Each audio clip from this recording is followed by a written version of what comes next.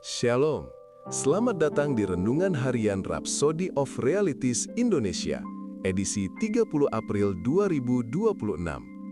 Judul renungan hari ini adalah Mengaktifkan Rohmu Melalui Meditasi.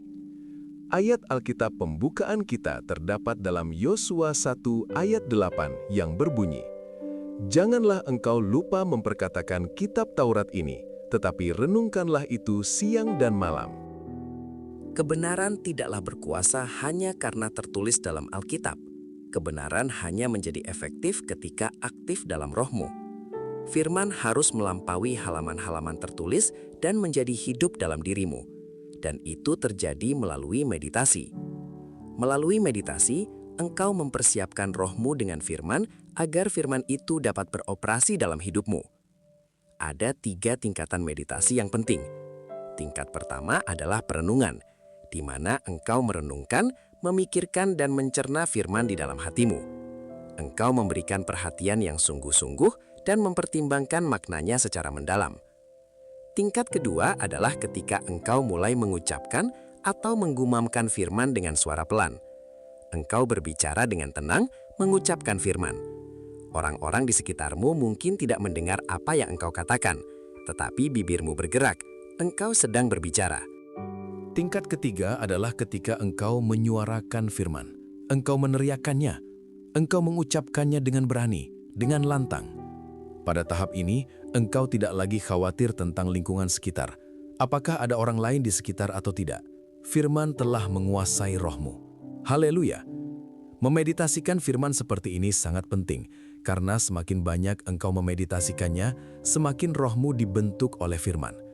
Ketakutanmu lenyap, keberanianmu bertambah, dan kepribadianmu diperindah dengan kemuliaan Allah. Yosua 1 ayat 8 berkata, "Janganlah engkau lupa memperkatakan kitab Taurat ini, tetapi renungkanlah itu siang dan malam, supaya engkau bertindak hati-hati sesuai dengan segala yang tertulis di dalamnya. Sebab dengan demikian, perjalananmu akan berhasil, dan engkau akan beruntung." Teruslah memenuhi rohmu dengan firman Allah, Kolose 3 ayat 16, dan dari kelimpahan itu, mulutmu pasti akan berbicara. Karena yang diucapkan mulut meluap dari hati. Matius 12 ayat 34. Kemudian engkau akan melihat kemuliaan Allah dinyatakan di setiap area kehidupanmu. Mari kita bersama-sama berdoa.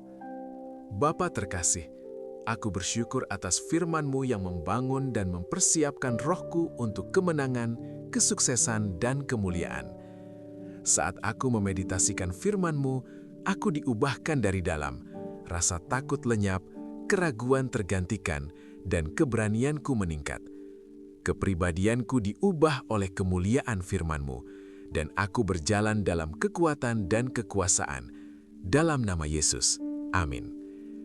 Untuk lebih mendalami dan mengerti renungan kita pada hari ini, baca juga ayat-ayat berikut ini.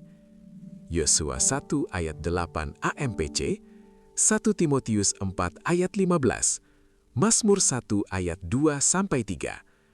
Jangan lupa untuk membagikan renungan ini kepada teman, saudara, dan kenalan kalian, supaya mereka juga diberkati dengan firman yang ada di dalamnya. Dan jika Anda belum menerima keselamatan atau belum menerima Kristus secara pribadi dan ingin menikmati kehidupan Kristus dalam dirimu, inilah saatnya bagimu. Mari ucapkan dengan kesungguhan hati doa berikut ini.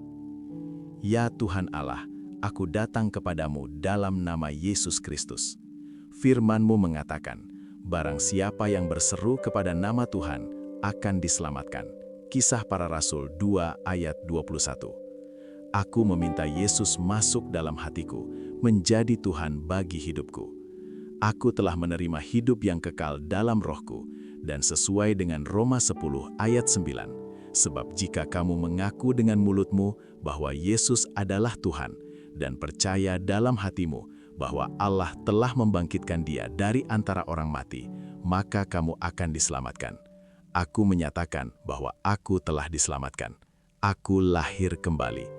Aku adalah anak Tuhan. Sekarang aku memiliki Yesus yang tinggal dalamku, dan lebih besar roh yang ada dalamku daripada yang ada dalam dunia. 1 Yohanes 4 ayat 4.